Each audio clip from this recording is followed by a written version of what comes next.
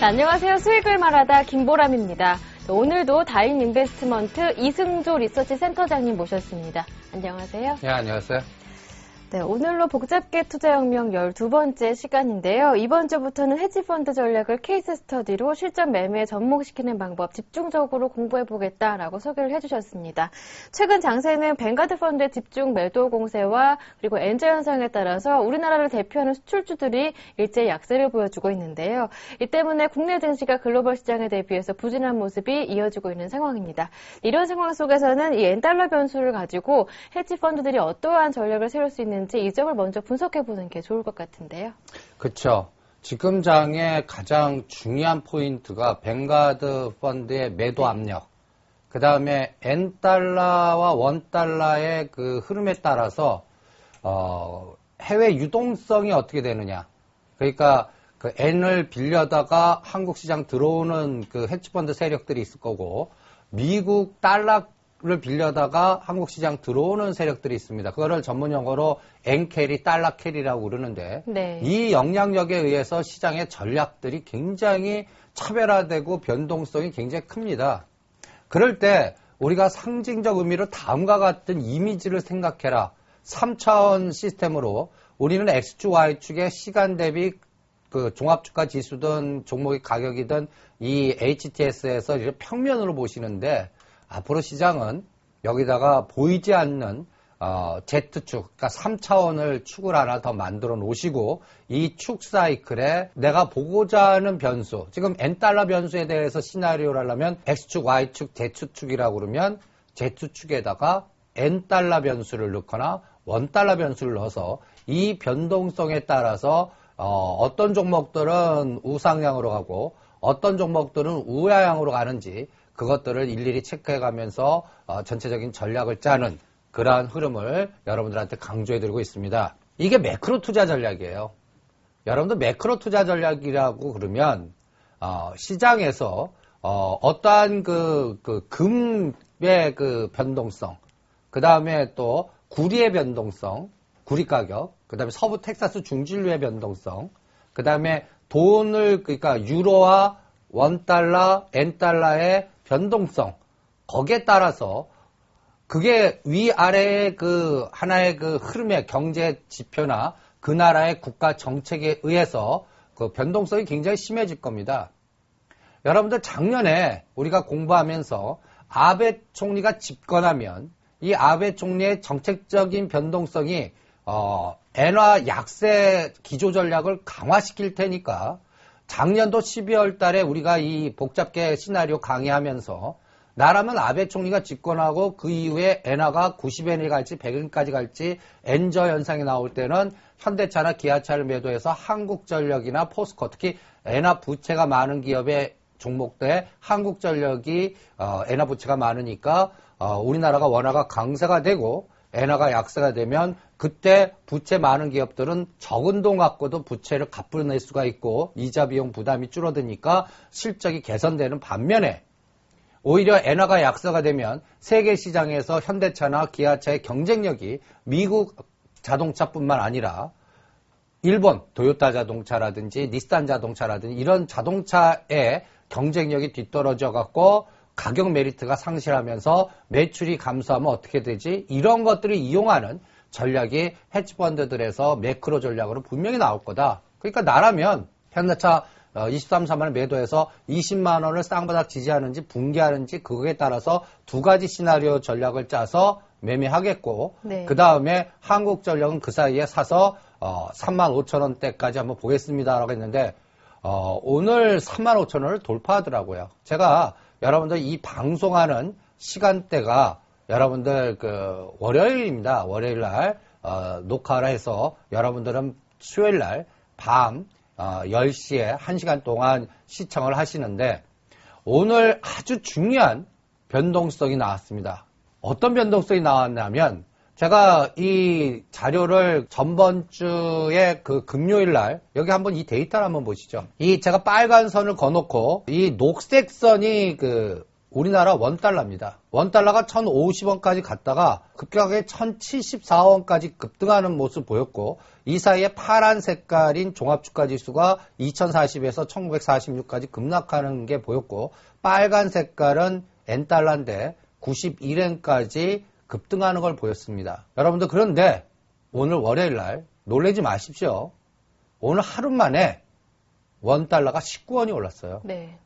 그러면 얼마예요? 19원 1,093원으로 끝났습니다. 그 얘기는 뭐냐? 여러분들 FX 시장이라고 그래요. 즉 원달러, N달러의 그 시장에서 레버리지가 여기서는 우리 옵션 시장이 6배에서 어떤 합성할 때마다 20배까지인데 이 FX 시장은 그거 저리 가랍니다. 그 얘기는 뭐냐면 우리가 지금 FX 시장에서 엔화 약세, 원화 강세를 생각하고 1,050원에서 1,070원에 원화를 원화를 왜 매도하겠어요? 더 떨어질 거라고 생각하니까 1,050원도 깨서 1,230원까지 그렇게 보는 그러한 세력들이 만약에 엔화 매수, 원화 매도로 합성했다면 오늘 결과적으로는 깡통 나겠습니다. 이미 1,070원도 굉장히 위험했는데 오늘 하루 만에 변동성이 19원이라 움직였다는 얘기는 우리가 종합주가지수로 마치 종합주가지수로 표현하면 하루 만에 여러분들 거의 그 환율 시장에서 한 70에서 100포인트 올랐다는 거 비슷합니다. 얼마나 충격이 컸겠어요? 그런 시장이 나왔습니다. 이런 시장이 왜 나올까요? 이게 헤지펀드의 변동성에 이걸 방어할 수 있는 우리나라의 기관이나 국내 시장의 흐름이 없다는 얘기예요. 그러니까 외국인들이 자기네들이 매수하느냐 매도하느냐에 따라서 이 변동성의 랠리가 아주 극대화되고 있습니다. 그거를 외국인들은 이용을 합니다.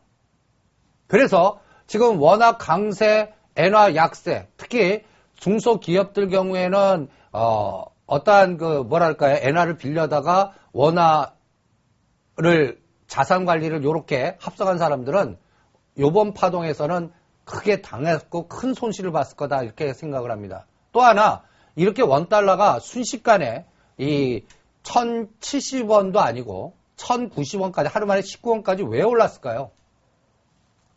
금리 인하 가능성 보이지 않는 손에 의해서 이제 N달러는 91엔에서 이게 93엔을 가든 95엔을 가든 이 빨간 색깔은 저 70엔대에서 73엔이나 75엔부터 지속적으로 올랐기 때문에 여기서 스트레이트로 바로 100엔은 가지 않을 거다라고 생각하기 때문에 이제 90대 넘어서는 이제 시장의 영향 탄력성이 그렇게 크지 않을 겁니다.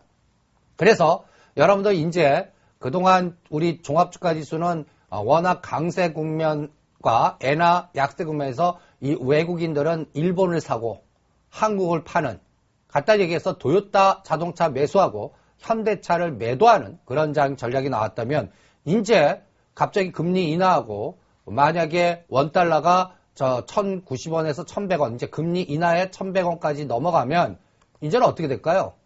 현대차에 대한 가격 메리트가 다시 부상을 할 수 있는 그런 상황이 나오는 거예요. 그래서 여러분들 제가 두 가지 지표를 한번 봐봤습니다.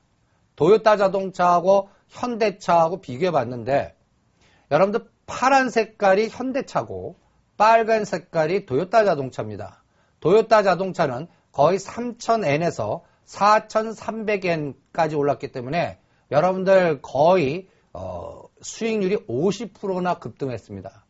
시가 상위 종목들이 거의 5개월 안에 50% 이상 급등했다 그러면 엔화가 90엔 돌파해서 93엔에 5엔 가더라도 시세 차익 욕구가 생길 거다라는 생각이 드는 거예요. 그래서 이제는 토요타 자동차 매도하고 현대차 매수하는 이 전략이 국내에서는 한국전력 매도하고 그 다음에 현대차 매수하는 전략으로 수익 증대고 이게 원달러의 급격한 변화와 금리 인하와 겹치면서 그 속도가 가속화될 건가 이거를 체크하는 게 중요하고 그 시동이 오늘부터 시작했다 이렇게 생각합니다.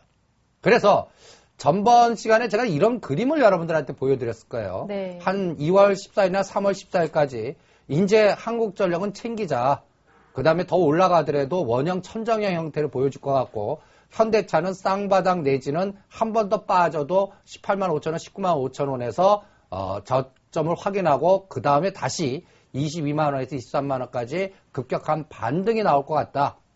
그러니까 그 흐름을 우리가 전략화시켜서 시소식 매매를 이용하자라고 했는데 오늘 장중에 현대차가 20만 원을 깼습니다. 19만 7천 원대까지 빠져서 하나의 징후가 나오지 않았나. 네. 그리고 원달러는 1,090원까지 오르고 그 다음에 조만간에 금리 인하 이 모멘텀이 나온다면 여러분들 금리 인하하면 우리가 헤지펀드나 여러분들 전략에서 어떤 전략을 세우겠습니까? 금리 인하 수혜주.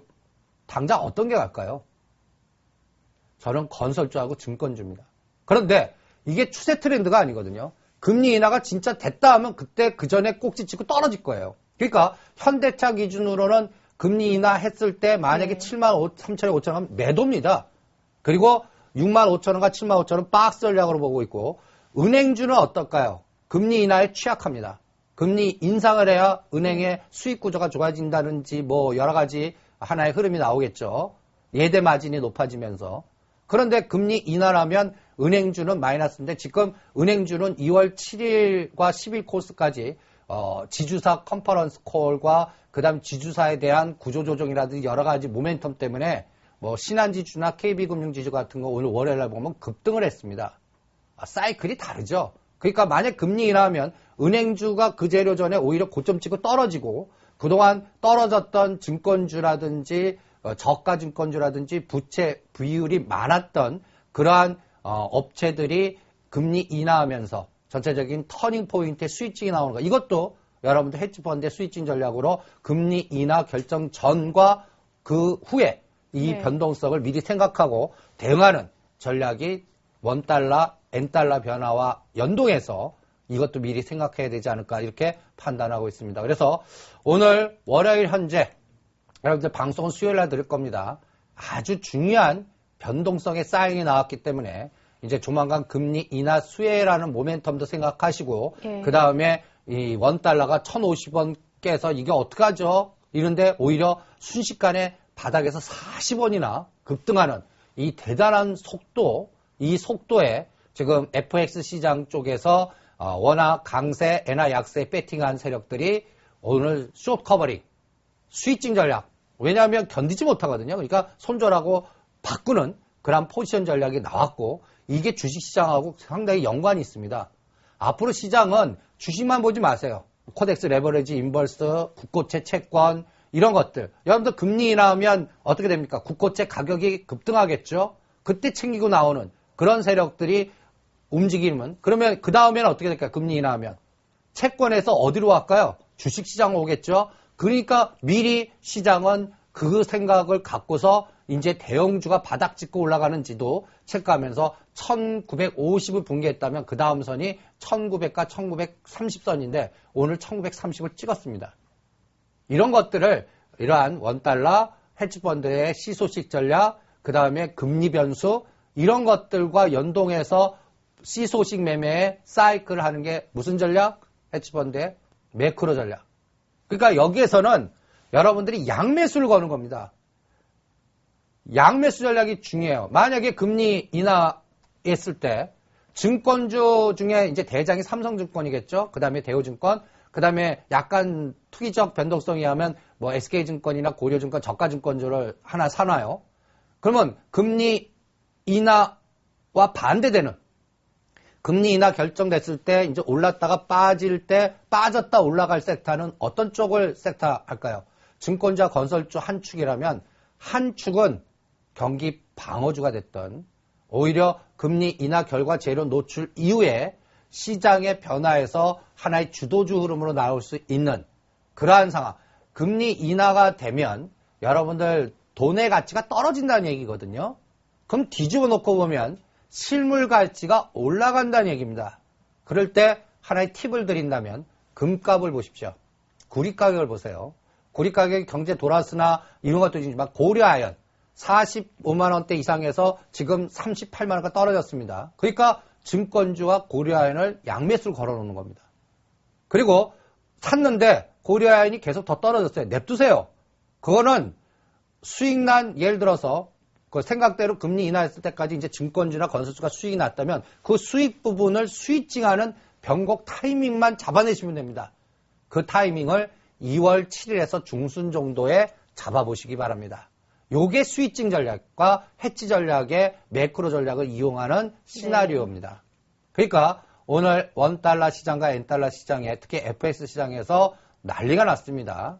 이 변화의 조짐 급격하게 더 워낙 강세로 가던데 어느 순간에 한 2, 3일 만에 무려 바닥에서 40원 정도 오르고 하루 만에 19원이나 오르고 이 변화가 앞으로 금리 인하라도 어떤 시장에 변화를 쏠림을 줄지 특히 2월 14일에 옵션 만기고 그 다음에 2월 달에 구정이 있고 중국은 또 춘절이 있습니다. 이 마디 때까지 이 시나리오의 큰 파도가 어떻게 변하는지 체크하고 거기에 맞춰서 미리 생각하고 대응 전략, N달러, 원달러의 시나리오 전략을 현대차와 한국전력, 도요타자동차, 외국인은 현대차 그리고 거기에서 금리 변수 이런 것들이 다 합성돼서 시장에 영향을 미치니까 그 포인트 감각도 잘 숙지하시고 대응하는데 참고하시기 바랍니다. 한편 지난 23일에는 애플이 실적을 발표했는데 부진한 성적을 공개했습니다. 이 때문에 그 이후에 애플의 주가가 급락했고 국내 IT주에도 영향을 주는 모습이었는데요. 이에 따라서도 전략을 수립해 볼 수 있을 것 같은데 어떻게 보시는지요? 그렇죠. 전번 시간에 1월 24일 마디로 해갖고 이제 애플 실적 발표할 때 또 전번 시간에 똑같이 그 24일 마디로 해서 여러 가지 변수들이 있었죠. 애플 실적뿐만 아니라 또 삼성전자의 소송 문제라든지 또 2월 중순까지의 또 미국 부채 한도의 증액 이게 타결이 되냐. 근데 그 사이에 시간 지나가면서 변화가 많았죠. 부채 한도는 5월 19일로 연기를 했죠. 그러니까 부채 한도 변수는 5월 19일까지는 여러분들 생각하실 필요 없어요. 그것보다도 이제는 뭘 생각하셔야 되냐면 2월 28일까지의 마디를 하나 여러분들 체크해서 거기에 2월 28일이 뭔데요? 라고 할 때 여러분들 가장 중요한 미국의 이 부채 감축안 시한 마감이 2월 28일에 있습니다. 만약에 이게 안 되면 미국 S&P나 이쪽에서 미국 국가신용등급을 하향 조정시키는 변동성이 나올 거예요. 그러니까 2월 28일까지를 마디를 보고 그러면 그동안 돈을 계속 풀었던 뭐 M2 증가율이 계속 하다가 이게 막 꺾일 겁니다. 이 꺾이는 변수도 체크를 하세요. 그러다가 2월 28일까지 꺾였다가 거기서 다시 또 증가하는지 이런 것들도 유동성 자산과 미국 10년짜리 국채와 이런 것들을 연동해서 보는 하나의 기준인데 제가 약간 말을 왜 했냐 23일 기준으로 이제 애플이 실적을 발표됐습니다. 전체적인 규모로 보면 삼성전자 같이 애플도 그렇게 나쁜 실적은 아닙니다. 시장의 예상치에 뭐 부합하고 뭐 여러 가지. 그런데 문제는 미래가 불확실하고 이제는 나빠질 거야. 이런 게 시장에 영향을 미치면서 여러분들 전번주에 보여드렸던 자료입니다.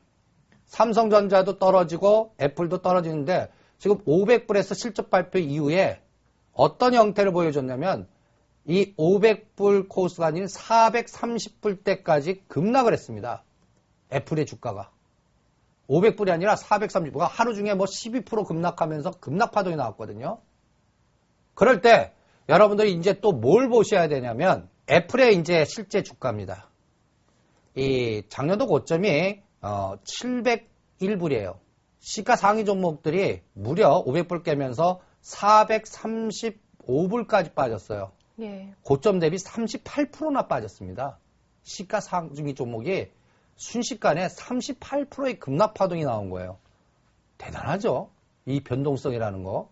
그러면 여러분들 과거에 그 상승했을 때 100달러 때서부터 이제 700달러까지 올라갈 동안에 중간 과정에 이 400과 420이 굉장히 중요한 마디였습니다.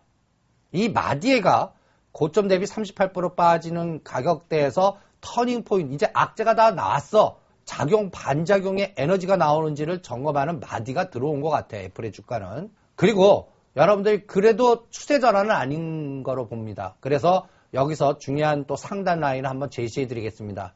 고점 대비 25% 빠진 가격대 525불과 550불을 3개월 코스의 고점으로 잡겠습니다. 그래서 저점은 400과 430불을 저점으로 잡겠습니다. 고점 대비 반토막까지 빠지지는 않을 거라고 봐요. 그러니까 고점 대비 반토막이라는 게 뭐 350불 정도까지 빠지는 건데 그걸 그렇게 급격하게 아무리 애플의 실적이 나쁘더라도 일단 전체적인 징후가 거기까지 스트레이트로 급락하지는 않을 거다라고 생각하기 때문에 고점 대비 38% 빠진 선에서 1차 마무리가 되고 대반등 줬다가 다시 빠지는 시간의 감각이 한 3개월 코스 나오면서 이제 1, 4분기 실적의 노출 기점. 우리가 삼성전자는 1, 4분기 실적이 이제 4월 초에 나올 거거든요. 그때 애플의 실적도 1, 4분기 실적 나와서 그때 진행되는 과정에서 진짜 나빠지는지, 생각보다 나쁘지 않아. 요런 변수가 나오는지. 그리고 또 애플과 삼성전자의 소송도 늦어졌죠. 요런 것들을 다 동태적으로 점검해 가면서 작용 반작용의 에너지를 측정해 보시기 바랍니다. 그래서 다음과 같은 마디를 한번 정밀 분석으로 한번 해보시기 바랍니다. 이 선을 하나 그어놨어요.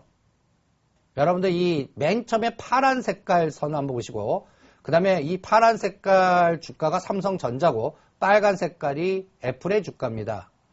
작년도 5월 달에서 9월 중순까지는 애플이 지속적으로 오를 동안 삼성전자는 빠졌다 오르면서 전체적으로는 박스 파동. 그러니까 애플은 올라가는데 삼성전자는 상대적으로 못 올라가는 그런 코스였다가 이제 9월 달 애플이 700불 고점 찍고 떨어질 동안 삼성전자는 오히려 어때요? 박스에서 이 11월 중순 마디에서 급격하게 삼성전자가 127만원대에서 158만원 1월 3일 연초까지 급등하는 파동이 나왔고 그때 애플은 빠지는 또 디커플링 구간이 나왔습니다. 그런데 1월 3일부터 어떤 현상이 나왔습니까? 작년도 11월 12월 달에는 우리가 뭐 주식시장 자고 일어나면 뭐 얘기 들었죠? 부채 한도 문제, 재정절벽 문제. 뭐 재정절벽이 타협될 것 같냐? 뭐 거의 그냥 연말까지 난리 쳤다가 1월 3일 날 딱 시작하면서 재정절벽 타협됐다 하면서 시장이 급등했는데 그날이 삼성전자 꼭지, 종합주가지수 꼭지였습니다. 종합주가지수는 1월 3일 2042, 선물은 273, 그 다음에 삼성전자는 158만 3천원. 그리고 나서 어때요? 삼성전자도 빠지고 그 다음에 애플도 급락하는 이런 형태가 보였습니다. 요게 이제 전번주 금요일까지고 오늘 삼성전자 거의 4만원대 빠져서 137만원대까지 급락해서 삼성전자의 하락과 애플의 급락 속도가 IT가 이제는 커플링 되면서 같이 동행하는 커플링 구간으로 오히려 작동하고 있습니다. 그러면 인재가 중요하겠죠. 이제 뭐가 중요하겠냐? 삼성전자의 실제 위치가 중요할 것 같습니다. 애플은 고점 대비 38% 빠지는 동안에 삼성전자는 작년도 7월달 저점이 109만원에서 158만원을 4등 매수의 중심값이 135만 7천원, 그러니까 한 136만원 잡죠. 예. 그 다음에 고점 대비 7%, 14%, 21%로 우리가 배운 7, 14, 21 잣대. 이거는 우리 복잡하게 강의 들으면서 왜 7%, 14%, 21% 잣대 걷는지 공부했죠. 이거 첫 번째 강의를 못 들으신 분들은 선물 시장을 일로 놓고 현물 시장하고 합성할 때 선물 시장의 레버리지가 얼마라고 그랬죠? 전체 자산의 선물 한 계약을 사는데 예를 들어서 지금 오늘이 예를 들어서 256이다 하면 256 한 계약 곱하기 그 50만 금액의 0.15가 내가 직접 투입하는 실제 돈입니다. 그러면 0.15분의 1을 한번 해보면 6.666 나오기 때문에 이걸 반올림해서 7% 잣대를 변동성의 현물 1과 선물의 레버리지 변동성을 기준하는 잣대로 7을 잡았기 때문에 7%. 그래서 7%를 하나의 호흡을 잡고 한 배, 두 배, 세 배를 합친 게 7, 14, 21%의 로직을 만든 기준입니다라고 우리가 복잡계 강의 이거 처음 시작할 때 이게 지금 12강째니까 한 두 번째 강의가 세 번째 강의에 우리가 공부를 했습니다. 여러분들 이거 못 들으신 분들은 홈페이지 가셔서 두 번째, 세 번째 강의를 들으시면 녹화가 돼 있을 테니까 그거를 들어보시면 이해할 수가 있을 겁니다. 그런데 실제 158만 4천원에서 7%까지는 가격이 147만 3천원. 이게 추세 전환선이라고 제가 그랬어요. 이걸 깨면 하방 공격이 중심값이나 21%, 14%에서 막아낼지 21%까지 막아낼지 요걸 종합주가지수와 연동해 봤습니다. 오늘 137만 원이니까 요거 1차 121선 수준까지 그래서 저는 이제 1차 바닥이 완성된 거 아닌가라는 환율도 순식간에 1,090원까지 가는 징후가 나왔고 우리가 복잡계에서 초기 조건의 민감성이라고 해서 시장이 뭔가 변할 사인을 주거든요. 예. 이 사인에서 환율 시장에서 사인을 줬고요. 두 번째로는 애플이 실적 발표 불확실성이 제거되면서 430불이라는 수치는 상당히 의미 있다. 그래서 520이나 550불까지 1, 4분기 실적 노출 때까지 갈 동안 삼성전자도 그동안 오른 거에 4등분의 중심값에서 A파동 다음에 B파동이 150만 원까지 가는지 보겠고 또 헤지펀드의 전략에서 뱅가드 펀드가 9조에서 10조 팔아먹으려면 여기서 지속적으로 때려서 팔아먹으면 팔리지도 않습니다. 그러니까 헤지펀드의 전략에는 재정거래라든지 변동성 전략에 뺐다 그래도 삼성전자를 다시 또 급등시켜서 올렸다 다시 빼면서 그런 변동성에 지네들 물건을 합성시켜서 팔고 싶은 물량을 고가에 아주 효과적으로 파는 그러한 기법들이 있습니다. 그걸 쓸 것 같아요. 그래서 오히려 이런 전략을 싸고 전략을 권해드리겠습니다. 애플 실적 발표 이후에 삼성전자의 위치에 따라서 앞으로 삼성전자를 더 팔아먹기 위해서 그러니까 애플이 지금 연초 대비 그 외국인 매도 총 규모가 오늘도 월요일날 한 4천억에서 5천억 합성하니까 연초 대비해서 한 1조 7천억 정도 팔았어요. 거기에다 그 물량이 다 뱅가드 물량은 아닐 겁니다. 그러면 뱅가드 물량 거기에 한 60, 70% 차지한다고 그래도 한 1조 정도에서 1조 2천억 정도 판 거예요. 그러면 아직도 여러분들 한 8, 9조가 남았다는 얘기입니다. 그럼 그걸 어떻게 다 팔까요? 그거 계속 떨어질 때마다 팔면 어떻게 할까요? 이 장 1,500도 가버립니다. 팔리지도 않고요. 왜냐면 외국인 마음대로거든요. 그러니까 얘네들 전법이 팔았다 샀다 하면서 이 변동성에 그 올릴 때 예. 합성을 시킬 겁니다. 뭐 ETF와 합성시키든 이제 금리 인하할 테니까 국고채하고 합성시킬 수도 있을 거예요. 이런 거 합성해서 금리 인하했을 때 또 수익증을 하는 이런 전략을 쓸 거다라고 보기 때문에 오늘 방송에서 이러한 애플 실적 이후에 삼성전자의 위치도 아주 중요한 마디. 그래서 애플 430불, 그 다음에 삼성전자 135만원에서 137만 원에 저점이 확인되지 않았나. 그리고 고가 158만원에서 저점을 4등분해서 중시가까지 B파동에 대반동을 줬다. 다시 C파동을 이용하는 파동에서 지네들 효과적으로 합성시켜서 팔아먹는지 그것을 또 헤지펀드의 롱숏 전략을 이용하셔서 한번 공부해 보시기 바랍니다. 그래서 앞으로 패턴은 이러한 변수에 따라서 시소식으로 한쪽 플러스 날 때 한쪽 마이너스가 납니다. 그런데 마이너스 나는 거를 여러분들 우리 그 헤지펀드들은 냅둡니다. 그리고 와서 플러스 난 거를 마이너스 난 거를 메꾸는 수익증 국면을 만듭니다. 근데 이거를 우리 일반 투자자들은 고가 저가 맞추려고 레버리지를 걸어갖고 사기 때문에 시간에서 집니다. 정확하게 맞춰야 되는데 그거 못 맞출 때는 여러분들 레버리지 일으킨 그 변동성 때문에 시간에 예를 들어서 현물 갖고 이런 시소식 하는 사람들은 이걸 3개월에 움직이든 6개월에 움직이든 수익 마이너스 났다 플러스 날 때까지 기다릴 수가 있는데 여러분들 신용으로 걸거나 미수로 걸거나 이런 분들은 이거 견뎌낼 수 있겠어요? 못 견뎌냅니다. 그런 것들을 잘 생각하시면서 대응해야 되기 때문에 오늘 N달러 변수 첫 번째, 두 번째는 애플 실적 발표. 이 모멘텀에서 여기에서도 변곡점이 등장하고 있다. 조심스럽게 또 예측 시나리오를 둬서 이제는 아까 현대차 매수, 한국전력 매도였다면 이쪽에서는 어떤 전략이 나오냐면 애플 때문에 급락해서 상대로 떨어진 종목이 뭐죠? LG 디스플레이입니다. 그래서 LG 디스플레이, SK 하이닉스 매수 전략을 조심스럽게 권해드리고 그 다음에 이 시소가 바뀌는가. 애플이 이제 상다 왔을 때 지금 산 SK 하이닉스나 그 다음에 LG 디스플레이를 그때쯤 같이 매도하는 이런 전략을 2월 14일 마디와 옵션 만기 마디거든요. 3월 14일 마디, 선물 옵션 만기 마디입니다.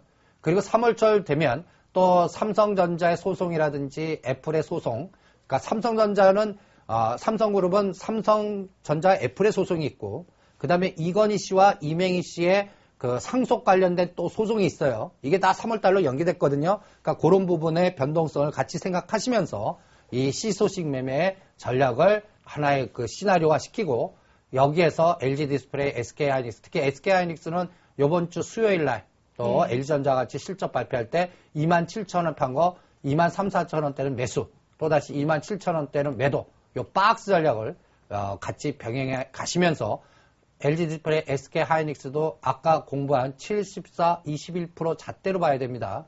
그래서 21% 변동성은 안 나올 것 같고 요번에 저점에 샀는데 14%에서 20% 사이 나오면 거기서 매도 전략으로 산 거를 청산하는 그러한 C소식 매매 감각을 잘 이용하시면서 대응하고 거기에 궁극적인 흐름은 코덱스 레버리지와 인버스입니다. 예. 그래서 오늘 환율이 1,090원까지 갔다는 얘기는 이제 인버스를 100% 챙기고 레버리지로 다 가십시오라는 징후가 아닌가. 여러분들 오늘 장중에 레버리지가 12,000원을 깼습니다. 이 선을 한번 잘 보세요. 1월 3일 날 이제 그 재정절벽 타협받다 할 때 레버리지가 꼭지였습니다. 13,725원. 저점이 이때쯤 이 인버스는 7,170원 저점이었습니다. 예. 작년 11월 16일이 레버리지가 1,900원. 이때 우리 그 방송 들으신 분들은 11,500원과 1,900원에서 집중 매수해서 13,000원대 넘어가면 비율 매도해드렸던 기억나시죠? 그런데 실제 고가 13,700원 찍을 때 이때 여러분들 어때요?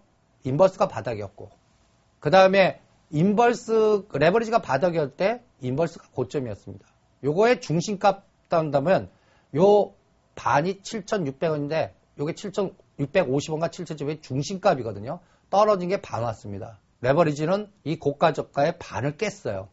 이제 스위칭하는 국면이 오지 않았나. 네. 그래서 삼성전자 135만원, 코덱스 레버리지 12,000원 붕괴, 그 다음에 원달러가 1,050원 갔다가 1,190원 간 징후, 애플 430불, 삼성 이런 여러 가지 복합적인 변수가 하나의 병곡마디의 스위칭 전략을 할 수 있는 기준점이 온 거 아닌가라고 해서 이런 C소식의 감각과 그 흐름을 여기에 맞춰서 금리라든지 원달러라든지 삼성전자의 위치라든지 실적 발표의 기준점 갖고 C소식 전략을 잘 이용하시면 전체적인 큰 흐름을 잡는데 도움이 될 겁니다. 그래서 당분간 시가 상위 종목들은 이러한 전략을 박스 전략으로 잘 이용하시면서 대응하는 그러한 헤지펀드의 롱숏 전략을 3월달까지 잘 이용하시면서 실전에 참고해 주시기 바랍니다. 네, 그리고 또 한 가지 케이스 스터디로 살펴봐야 할 점이 북한이 3차 핵실험을 하겠다라고 경고한 점인데요. 관련 내용들은 이미 뉴스를 통해서 많이 보셨으리라 믿어봅니다. 우리도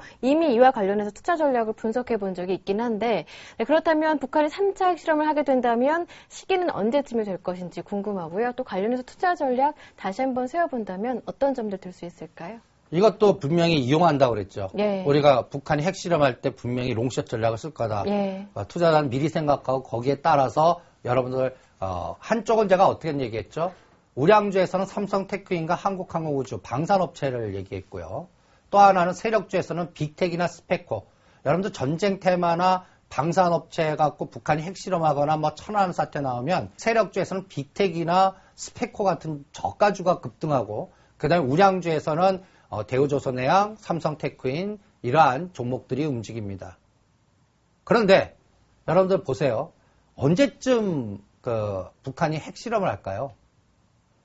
여러분들 그 타이밍도 굉장히 중요해요.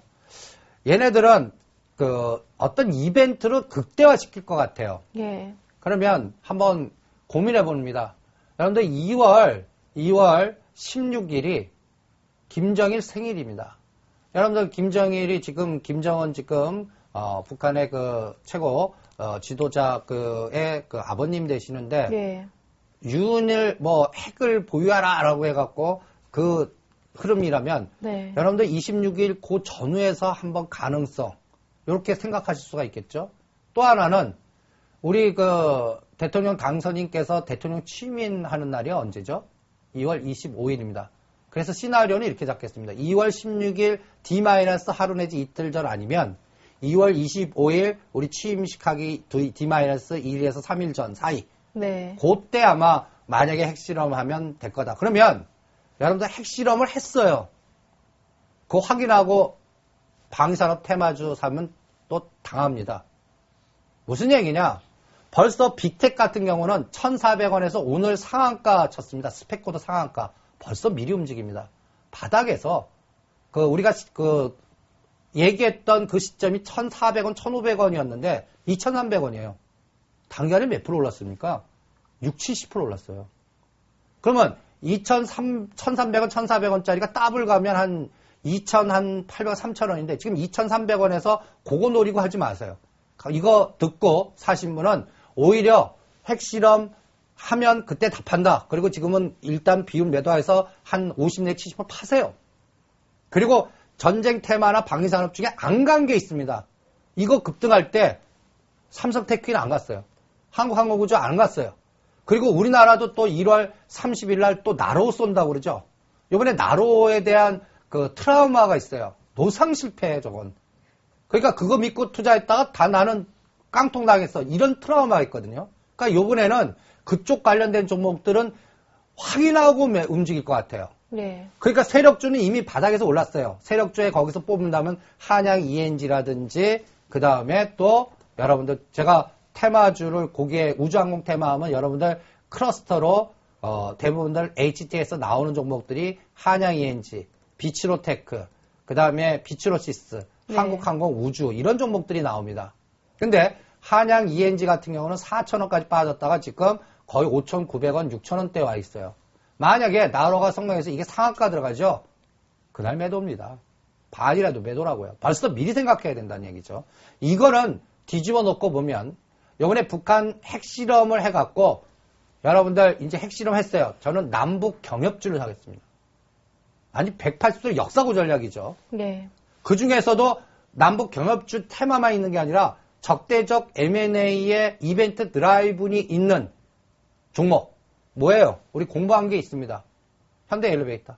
현대 상성과 현대 엘리베이터에 또 적대적 M&A를 갖고 이벤트 드라이브 전략의 시수식 매매도 우리가 공부를 했습니다. 그래서 13만원까지 한 거 매도해서 10만원 초입 보면 다시 현대 엘리베이터 사겠습니다. 근데 지금 10만원 초입 때까지 떨어지고 있어요. 그러니까 그리고 현대 엘리베이터하고 북방테마하고 무슨 상관인데 현대 엘리베이터가 누구의 대주주입니까? 현대 상선의 대주주입니다. 여러분들 북방 얘기 나오고 막 또 남북 그 경험 얘기 나오고 그 다음에 또 금강산 관광 얘기 나오면 제일 먼저 올라갈 종목들이 뭐예요? 현대상선, 현대건설 이런 종목들이죠. 예. 거기에 연동돼. 그리고 나머지 개성공단에 있는 관련된 종목들은 약간 세력주들이 많습니다. 뭐 모남이라든지 그 다음에 또 뭐 여러 가지 그 저가 투기주들이 많은데 그거는 또 그거대로 자금 배분하고 북방 테마에서는 몇 가지 제가 꼽아드린다면 녹십자, 그 다음에 삼성정밀화학, 현대 엘리베이터, 리코르 현대상선 이런 것들을 이제 핵실험했을 때 100% 완료하고 그 다음에 네. 핵실험했을 때 이제 오히려 반대로 방산주는 고점 매도한다, 100% 완료한다. 이것도 헤지펀드로 미리 생각하고 대응하는 그런 전략으로 한번 유도해 보시기 바랍니다라고 말씀드릴게요.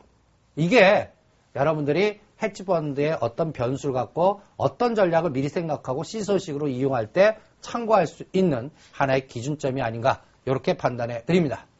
네, 그리고 지난 23일은 세계 소송이라고 할 수가 있는 이맹희 씨와 그리고 삼성그룹 이건희 회장과의 4조 원 상속에 대한 판결이 있는 날이었는데 이게 3월 7일로 연기가 됐습니다. 단순한 집안 싸움이 아니라 우리나라 경제에 영향을 미칠 수 있는 중대한 사안인 만큼 다시 한번 전략을 수립해야 할 것 같은데요. 예, 이거는 예를 들어서 삼성생명과 CJ. 네. 그러니까 여러분들 삼성그룹 주가 중에서 CJ 주가는 작년도 7, 8만 원짜리가 13만 원까지 갔다가 지금 12만 5천 원과 14만 원 사이에서 왔다 갔다 하고 있습니다. CJ, 저하고 인해돼서 CJ를 18만 원 살아살 때 사신 분들은 13만 원대 반은 팔아놓으십시오.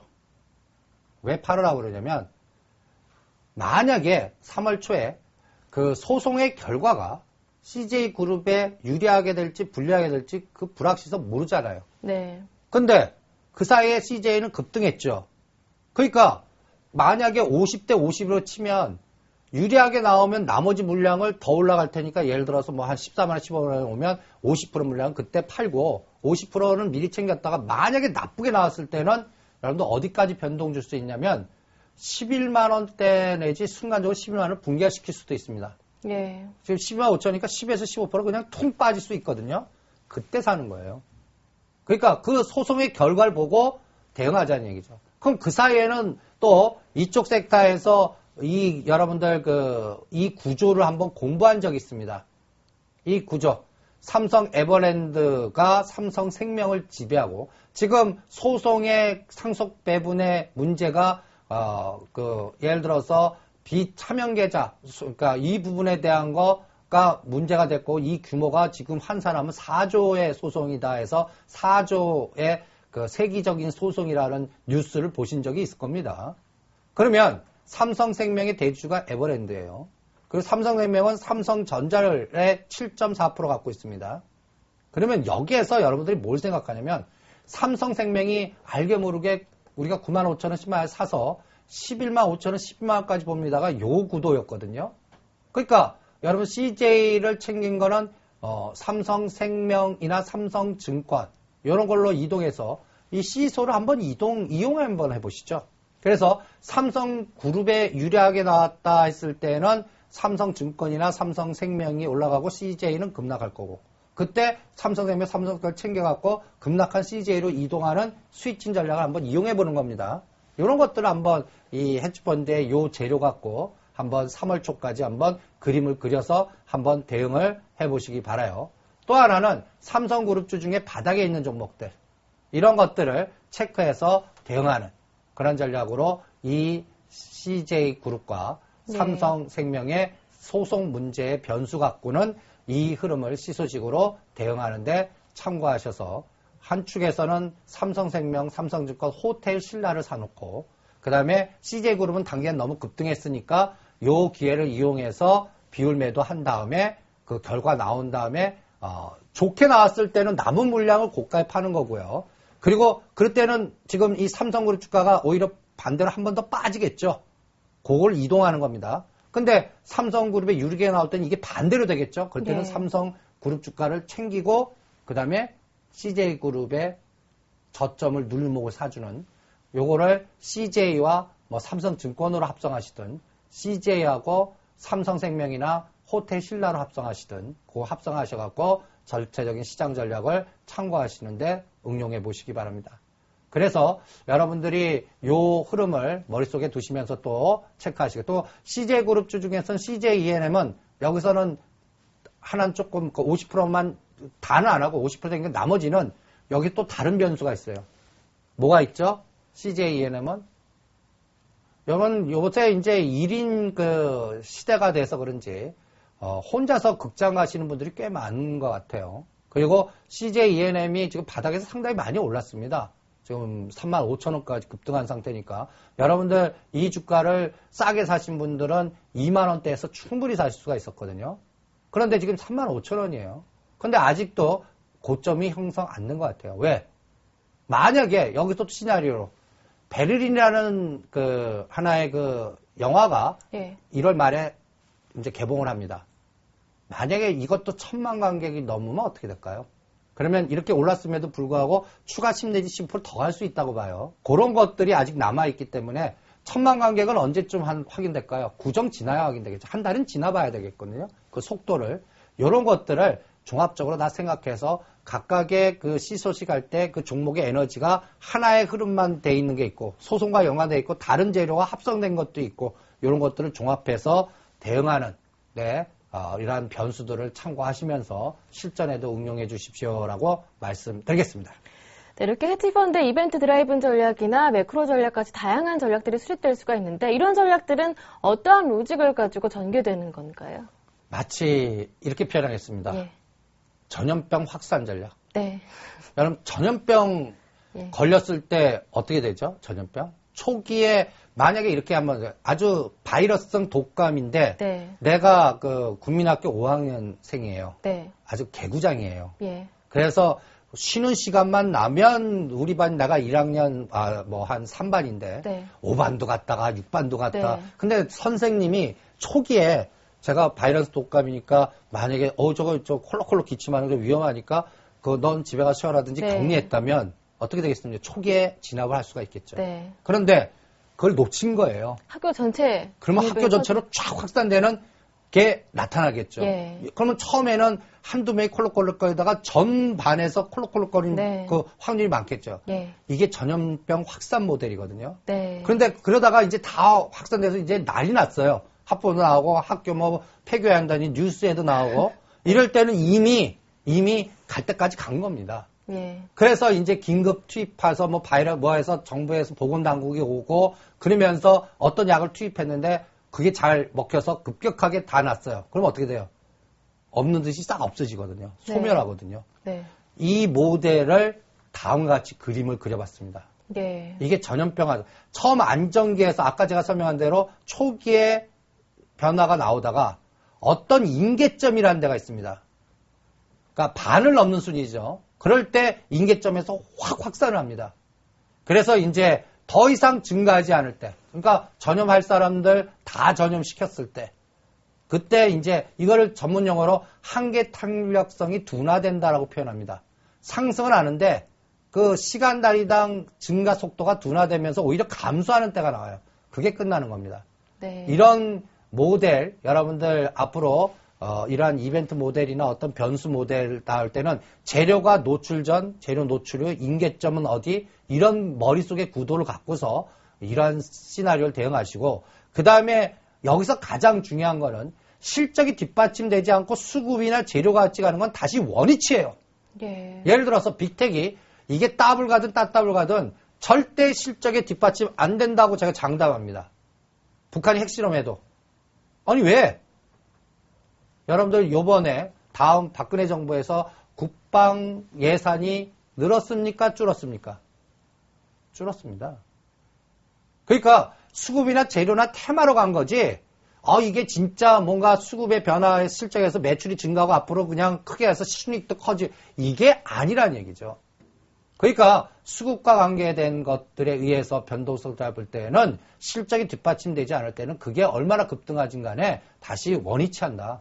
이거를 잊지 마세요. 네. 그러니까 올라갔다가 게임을 끝내셔야지 올라갔다가 뭐 떨어져갖고 웬만큼 떨어졌다 들어가지 마세요. 그런 전략으로 네. 이런 종목들은 미리 전염병 모델이라는 걸 생각하시고 대응하시고요. 앞으로 헤지펀드 전략 계속 공부할 겁니다. 네. 이 그림을 왜 갖고 왔냐면 앞으로 공부할 거예요. 우리가 지금 배운 거는 파생상품과 연동되고 선물건대 해지 전략과 채권과 해지 전략, 매크로 전략, 이벤트 드라이브인 전략만 배웠습니다.